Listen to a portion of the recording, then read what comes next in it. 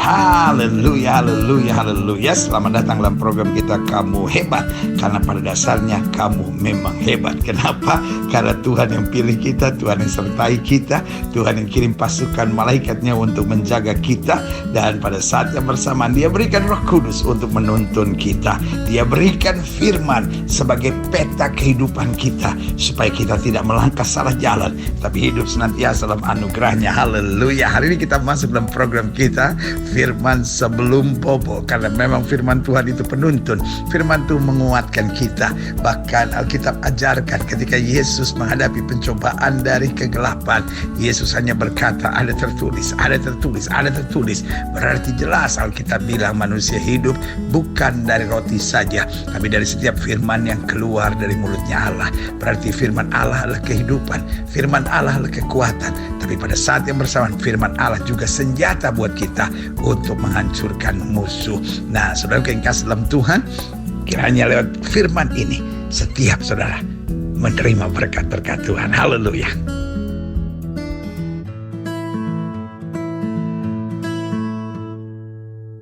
Great.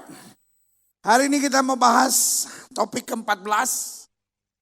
Yud Hei Vav Hei Ha Melech, atau Yahweh atau Yehova, whatever you want to say it.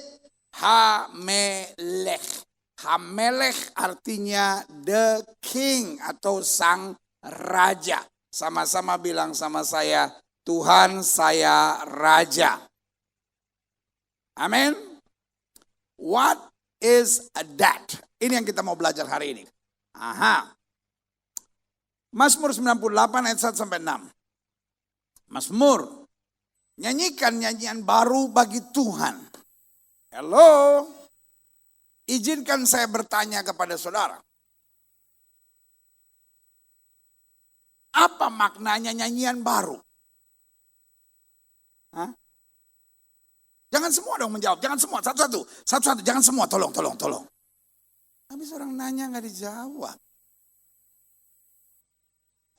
Apa artinya nyanyian baru?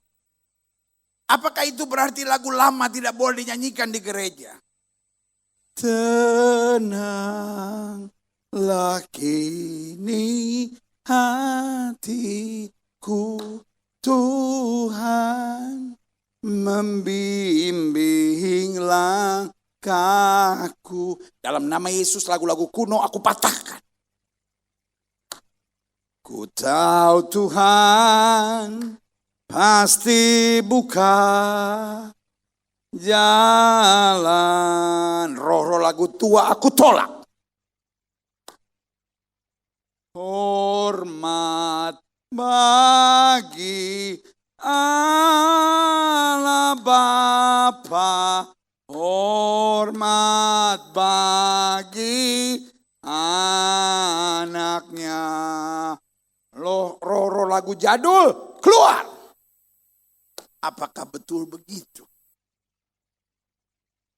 Alkitab tidak bilang nyanyikan nyanyian lagu-lagu dengan lirik yang baru. Tetapi Alkitab bilang nyanyikanlah nyanyian baru. Liriknya boleh sama, musiknya boleh sama, nadanya boleh sama, tapi harus dengan pengertian yang baru, semangat yang baru, hati yang baru, karena kita tahu kasih setia Tuhan selalu baru, tak berkesudahan setiap hari. Yang setuju katakan amin. Amin. Sama-sama bilang sama saya, nyanyikan nyanyian baru.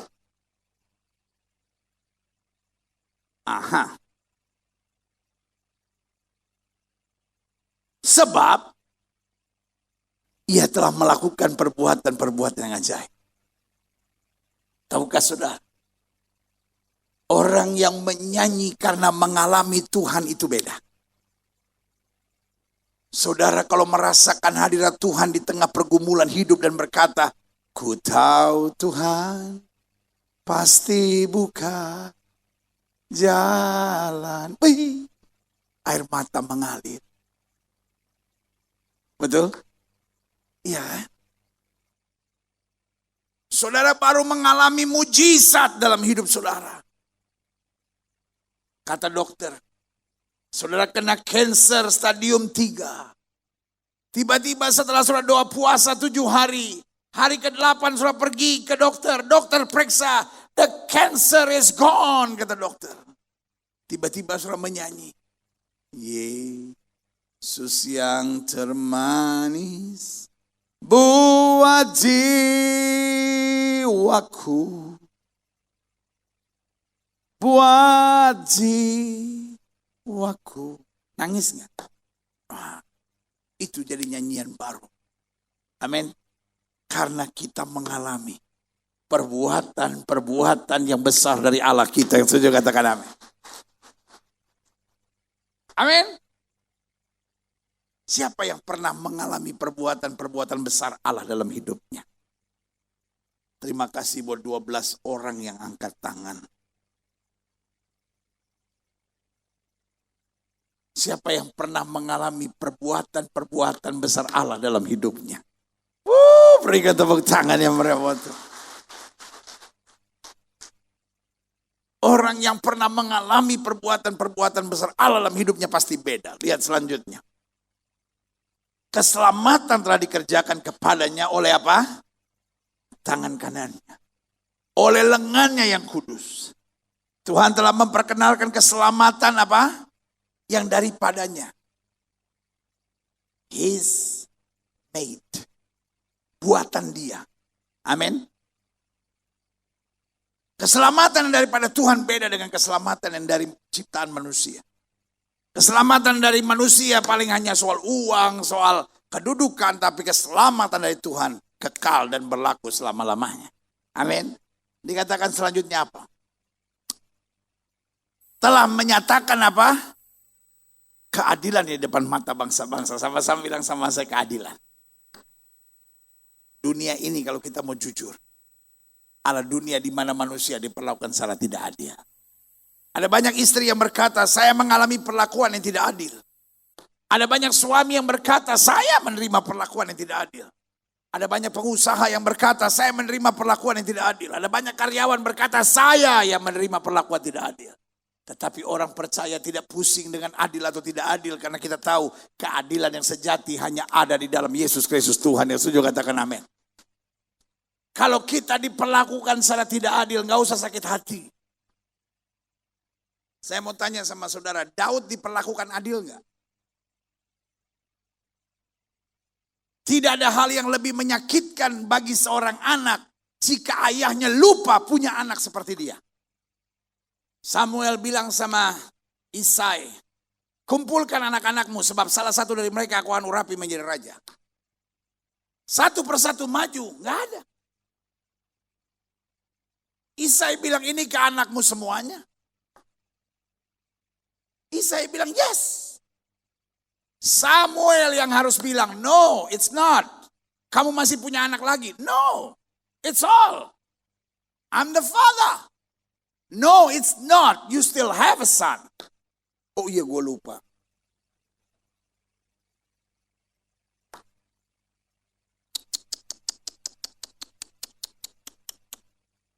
Kalau Daud orang Papua, pasti dia sudah bilang sama dia, Papa, kau pikir saya daun sirih kah? Tidak ada yang lebih menyakitkan bagi seorang anak kalau ayah melupakan dia dan menganggapnya bukan anak. Tetapi pertanyaan saya, Daud pernah kecewa enggak? Boleh enggak jadi orang jangan terlalu cengeng dalam hidup ini? Hidup sekarang ini keras, Bapak Ibu. Hidup hari-hari ini memang berat. Ketidakadilan di mana-mana, segala kejahatan ada di mana-mana, segala pengkhianatan ada di mana-mana. Kalau apa-apa kita mau sensi gitu, apa-apa kita mau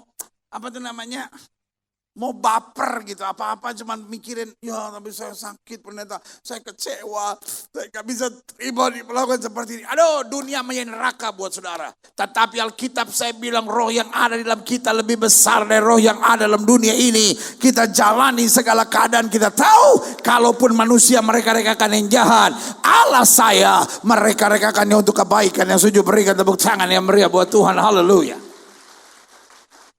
Kalau saya diperlakukan tidak adil, Tuhan menjadikannya dahsyat.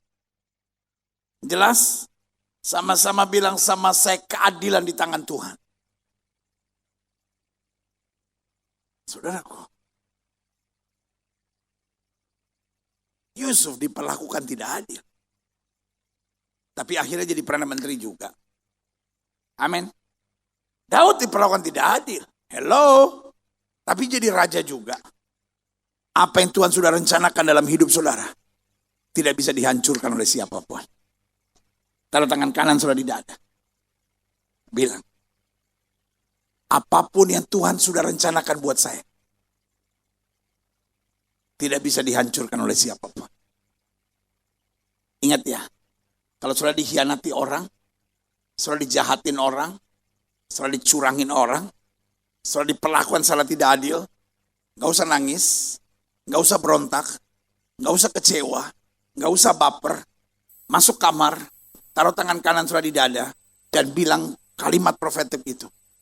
Apapun yang Tuhan rencanakan dalam hidup saya, tidak bisa digagalkan, tidak bisa dihancurkan oleh siapapun, karena Tuhan saya raja. Siapa yang setuju? Amin. Ngapain kalau disakitin orang nangis? Ngapain kalau disakitin orang kecewa? Nah, orang yang nyakitin sudah lagi enak-enak makan ayam bakar. Lu baper. Rugi kali. Hello. Jelas? Lanjut. Aha, ayat 3. Ia mengingat kasih setia dan kesetiaannya terhadap kaum Israel. Segala ujung bumi telah melihat keselamatan daripada Allah kita. Ayat 4. Bersorak-soraklah bagi Tuhan di seluruh bumi. Bergembiralah, bersorak-soraklah dan bermasmurlah. Bermasmurlah bagi Tuhan dengan kecapi dan lagu nyaring. Ayat yang ke-6. Ini katakan apa? Dengan nafiri dan sangkakala yang nyaring, bersorak-soraklah di hadapan Raja, yakni apa? Tuhan. Sama-sama bilang sama saya, Tuhan itu Raja. Amin. Apa yang Raja kehendaki dari kita? Alkitab bilang sama saya dan buat kita semua siang hari ini. Bersukacita, bersyukur, dan bersorak-sorak. Amin. Bu.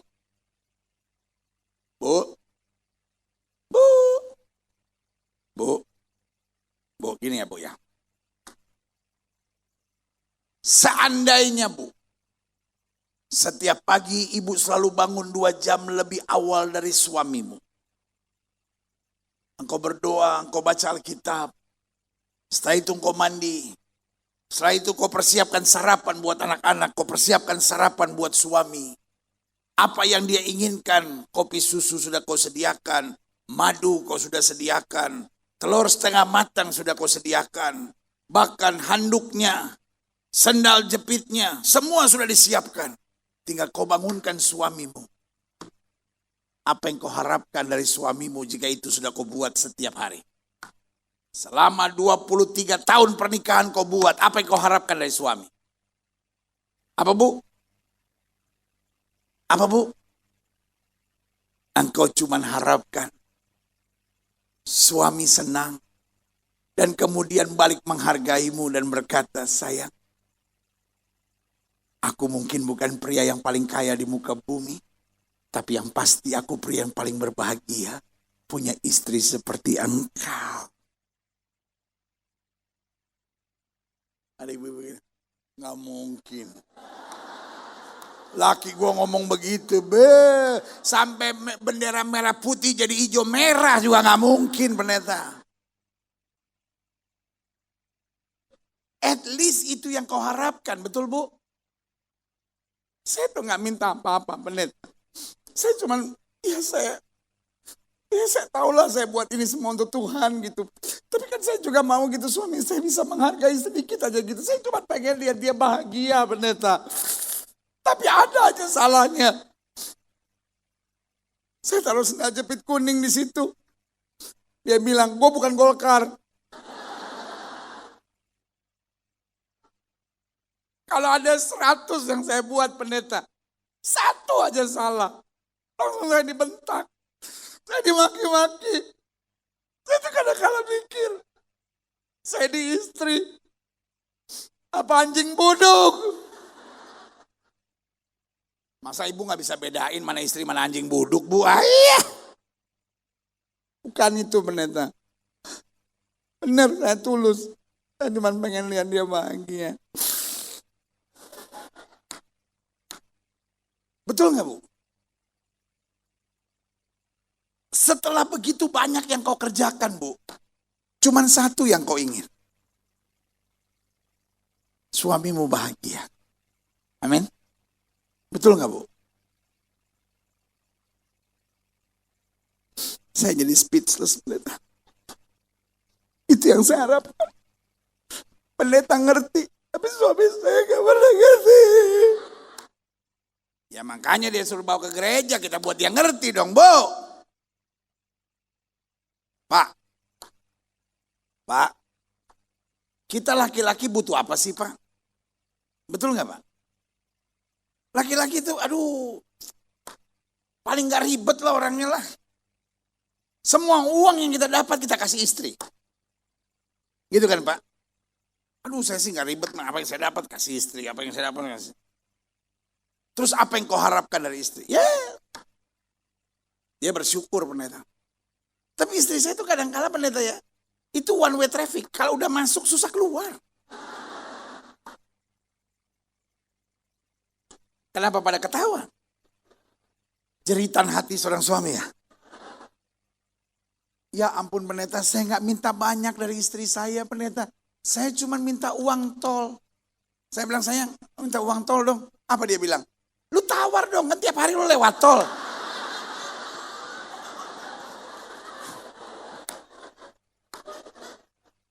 Dia pikir pasar pagi bisa ditawar.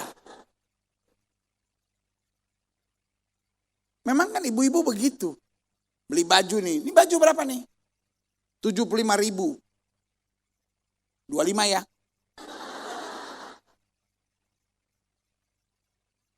Sampai setan aja mau murtad.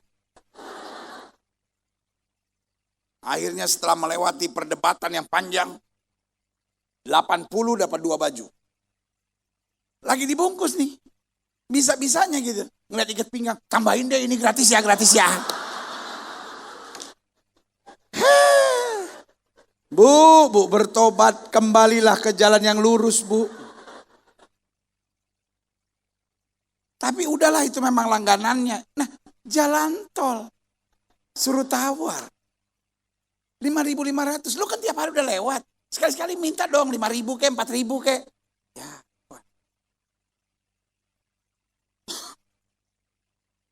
Pak, setelah segala yang kau punya kau berikan kepada istri, apa yang paling kau tidak suka? Dia bersungut. Betul? Berarti hari ini kita tahu, hal yang terbaik yang saya bisa kerjakan di hadapan Tuhan adalah, kalau saya bersyukur, saya bersuka cita, dan saya bersorak-sorai untuk segala sesuatu yang dia sudah kerjakan. Yang sudah katakan amin. Amin. Kita lihat selanjutnya. Satu ayat penting. Kita baca sama-sama. Keluaran 15 ayat 18. 1, 2, 3. Tuhan memerintah kekal selama-lamanya. Tuhan bukan hanya Yehova Hamelech, tetapi Tuhan juga adalah Yehova Melech Haolam. Apa artinya? Tuhan bukan hanya raja, tapi Tuhan adalah raja yang kekal. Apa artinya Tuhan raja yang kekal? Izinkan saya menjelaskan buat saudara. Di Indonesia terdapat pergantian kepemimpinan berkali-kali, betul? Dan repotnya setiap kepemimpinan pasti ada perbedaan apa? Kebijaksanaan. Ganti menteri, sekarang mesti belajar seharian. Ya ilaha illallah. Saya ini lulusan itu tuh 11 itu tuh. Di apa tuh? Di Setiabudi. Namanya SMA Negeri 3 Setiabudi. Lumayan. Sekolahnya lumayan. Saya masuk jam 7, saya pulang jam 12. Ini nih manusia ini. Masuk jam 7, jam 12 pulang. Istirahatnya 2 kali. Masuk jam 7, pulang jam berapa? Jam 12. Istirahatnya berapa kali? 2 kali. Kan gak bodoh-bodoh amat kan? Gak bodoh-bodoh amat, gak bodoh-bodoh amat, ya kan? Iya kan?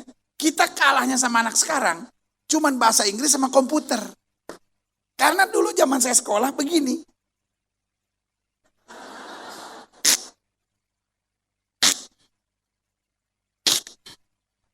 Jadi kalau kita ngetik, satu RT tahu semua. Kalau zaman sekarang, ada DP bunyi tuh, ya kan?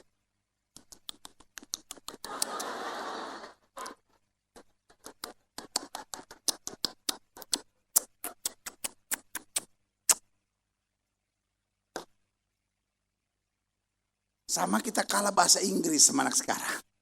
Iya, anak sekarang bahasa Inggrisnya, you don't go there lah, gitu. Anak kecil.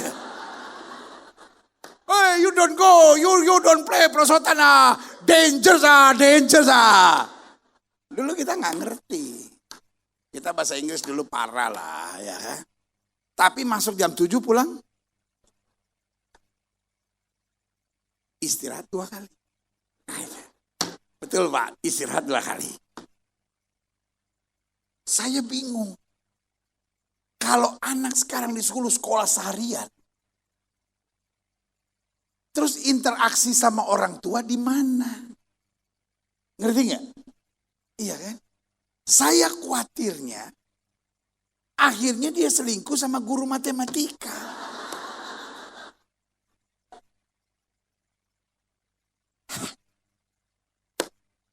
Jadi setiap pergantian kekuasaan ganti atur. Waktu zaman Pak Harto. Wah. Pokoknya semua orang harus nyumbang Golkar. Ada menteri dulu namanya Murdiono. Hebat dia itu. Kalau ngomong merem-melek. Bapak Presiden telah memberi arahan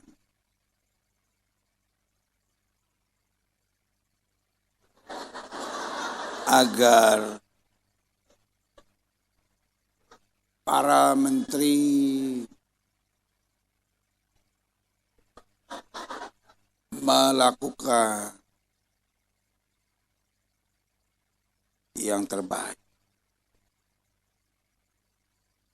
Kita doa 3 kali amin, dia belum selesai ngomong.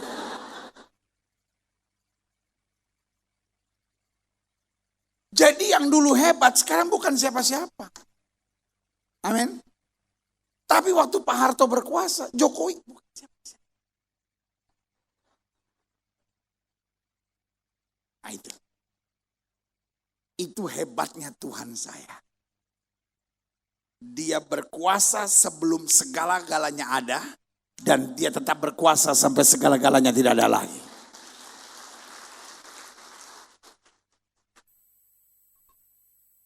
Dia tidak pernah berhutang budi sama siapapun yang telah mengangkatnya menjadi raja. Betul? Kenapa Presiden Jokowi hari ini bisa menjadi raja? Karena 2. 1. Karena dipilih oleh rakyat Indonesia. Betul? Dan yang kedua kenapa? Karena dicalonkan oleh partai PDI Perjuangan waktu itu. Betul nggak? Jelas nggak? Tuhan saya tidak pernah dicalonkan oleh siapapun. Tidak ada yang pernah berjasa apapun di hadapan dia. Karena Tuhan adalah Tuhan dan tetap Tuhan sampai selama-lamanya dia raja. Yang setuju katakan amin. Nah, saya pelajari gini. Tuhan sebagai raja dapat dilihat dalam beberapa dimensi. 1, dimensi kuasa. Apa artinya dimensi kuasa? Bahwa dia tidak pernah tunduk kepada apapun dan siapapun. Serta tidak dapat ditundukkan oleh apapun dan siapapun. Artinya gini, apapun yang Yesus mau pasti jadi. Dan apapun yang Yesus tidak mau tidak akan bisa terjadi. Saya nggak mau tahu siapapun dia. Tapi apapun yang Yesus mau pasti jadi. Jadi hidup ini nggak usah stres. Amin. Dan please, don't play God. Jangan main-main Tuhan-Tuhanan. Apa itu main-main Tuhan-Tuhanan? Ada banyak orang bilang gini, kalau saya bilang merah, harus merah. Wah, kalau suami ngomong begitu, sembahlah dia. Berarti dia udah jadi Tuhan. Ada istri kan yang begini, pokoknya kalau saya mau begini harus jadi. Sembah dia. Ku sembah kau. Tapi menyembahnya bukan begini. Begini.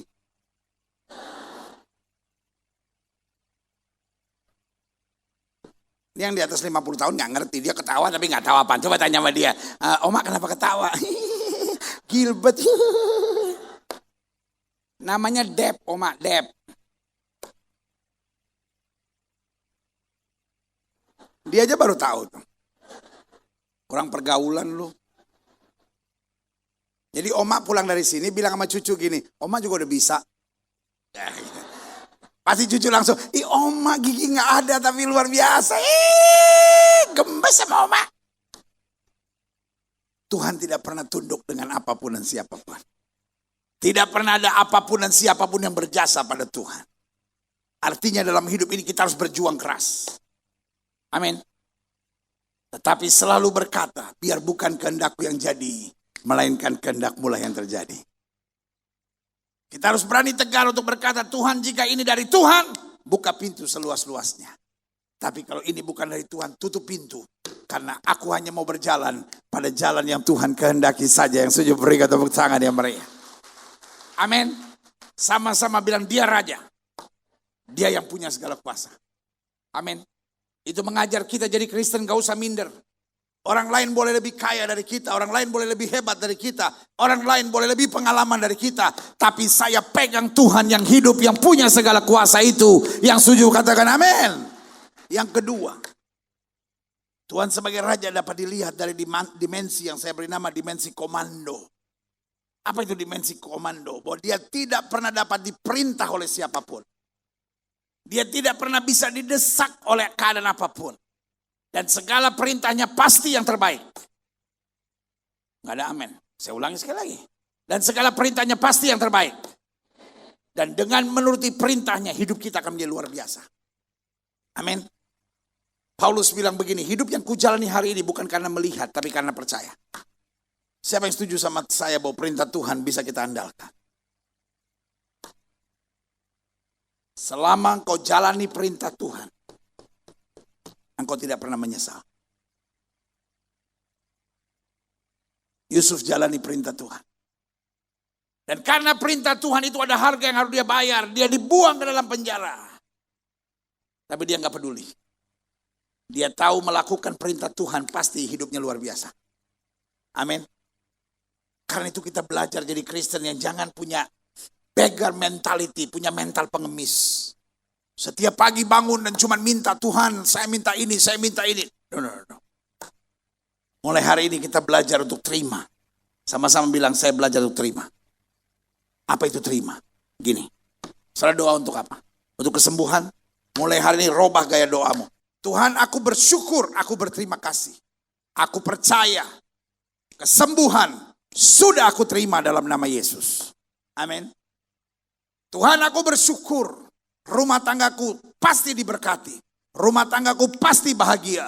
Suamiku pasti dijamah Tuhan. Istriku pasti dipulihkan Tuhan. Anak-anak kami luar biasa yang setuju berikan tepuk tangan yang meriah buat Tuhan. Itu yang saya bilang. Mentality kita. Mentality sebagai warga kerajaan sorga. Sama-sama bilang, Tuhan saya raja. Amin. Jadi saya hanya ikuti jalan Tuhan. Karena itu saya tidak mendesak Tuhan untuk meminta permohonan saya. Tetapi saya menerima dengan iman bahwa saya sudah terima. Amin. Setiap pagi kalau engkau berdoa bersyukur. Tuhan aku bersyukur. Hari ini akan menjadi hari yang dahsyat bagi aku. Hari ini menjadi hari yang penuh berkat bagi aku. Hari ini hari di mana aku melihat mujizat, kemenangan, sukacita, dan rencana-rencana Tuhan terjadi dalam hidupku. Berikan tepuk tangan yang meriah buat Tuhan. Haleluya. Yang ketiga, Tuhan sebagai Raja dapat dilihat dalam beberapa dimensi. Dimensi pertama, dimensi apa? Kuasa. Dimensi kedua, dimensi apa? Komando. Dimensi ketiga, dimensi apa? Tanggung jawab.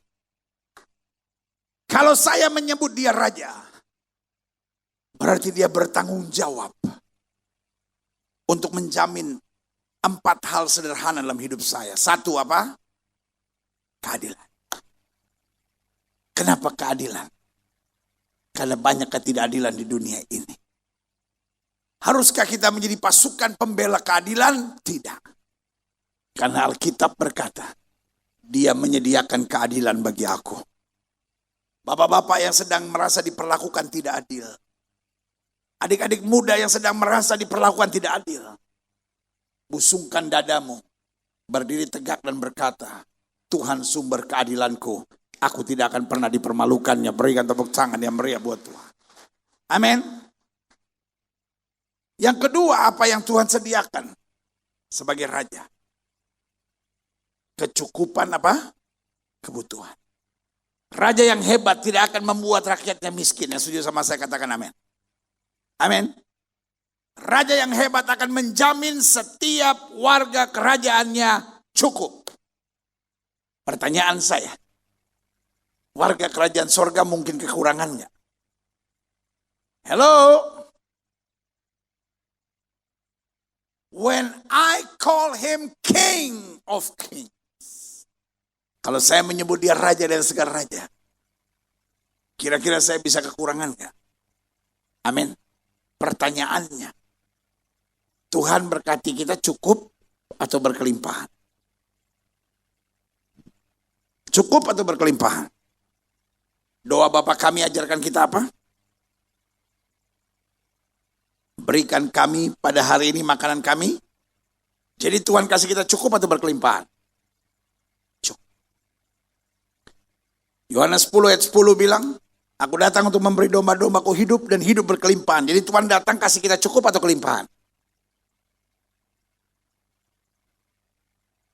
Saya tahu jawabannya pendeta. Kadang cukup, kadang berkelimpahan. Itu yang saya selalu bilang pendeta. Kenapa Alkitab bertentangan? No. Alkitab tidak bertentangan. Tetapi otak kita yang segede somai ini kadang-kala tolol, nggak bisa memahaminya. Botol ini cukup nggak? Air di botol ini cukup nggak? Kurang. Kenapa kurang? Karena nggak penuh. Cukup nggak? Bagaimana supaya cukup? Saya harus tambahin. Setelah dia penuh, lalu saya tetap tambahin. Apa yang terjadi? Air di botol ini berlimpah atau cukup? Cukup. Air yang keluar yang berkelimpahan. Lain kalau saya isi, dia naik terus. Saya juga lari. Berarti ini botol ada jinnya. Kenapa airnya bisa naik terus? Ngerti nggak? Air di botol ini maksimal cukup.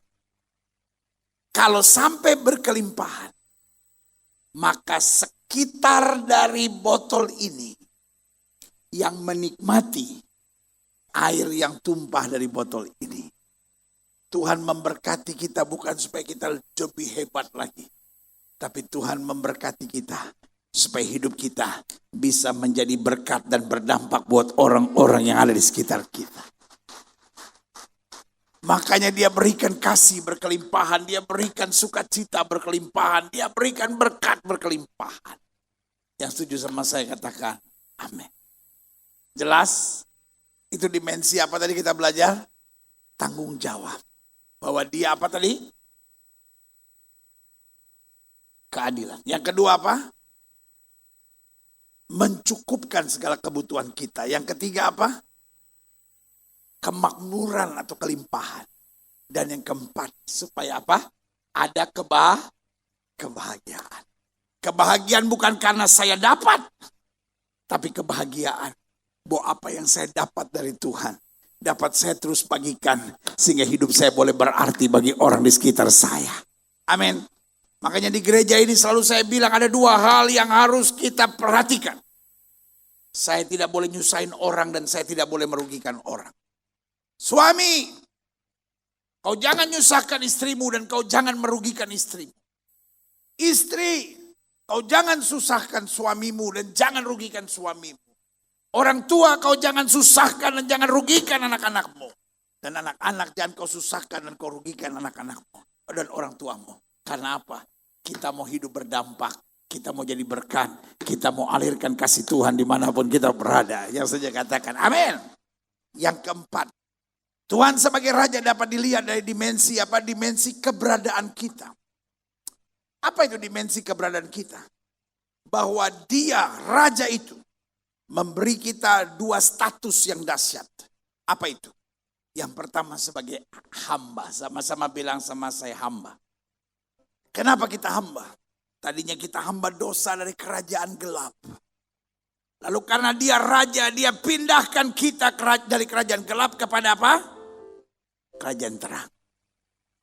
Dari hamba dosa menjadi apa? Sama-sama bilang sama saya hamba kebenaran. Dari hamba dosa menjadi apa? Hamba kebenaran. Sama-sama bilang hamba adalah status saya. Anak adalah anugerah. Jadi kita anak atau hamba? Halo? Sama-sama bilang sama saya, hamba adalah status saya. Anak adalah anugerah. Jadi kita hamba atau anak? Kita adalah hamba yang oleh anugerah dipercayakan, diangkat menjadi anak.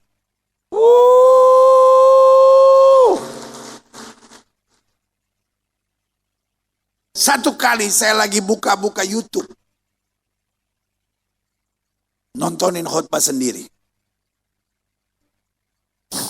Narsis banget. Bukan. Saya lagi lihat apa yang lagi apa yang. Tiba-tiba saya baca ada seorang namanya Kaisang.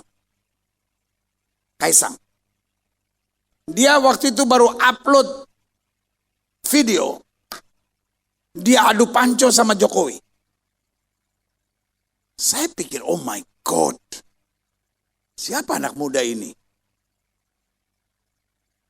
Jadi ini namanya Kaisang. Dia lagi adu panco sama Jokowi. Saya lihat, siapa ini? Dan maaf ya. Jokowi lagi pakai sarung. Terus pakai singlet. Dong adu panco. Dalam hati saya mending sama saya. Nah kita gini-gini lumayan lah. Ya. Saya pikir, siapa ini orang? Baru saya tahu, anaknya. Pantas. Loh, sama JK aja Jokowi gak pernah main ini kok.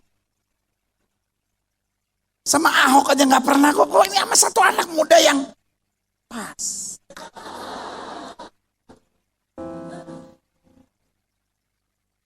Gak taunya anaknya. You know why? Father and son have a very good relation.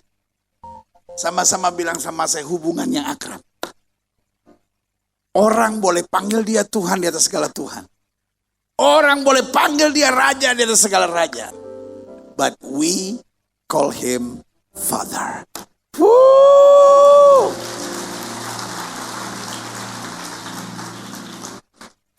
Waktu saya tahu dia Raja.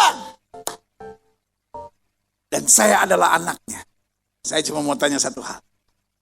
Masih takut? Masih perlu khawatir? Masih perlu stres? Rugi kali.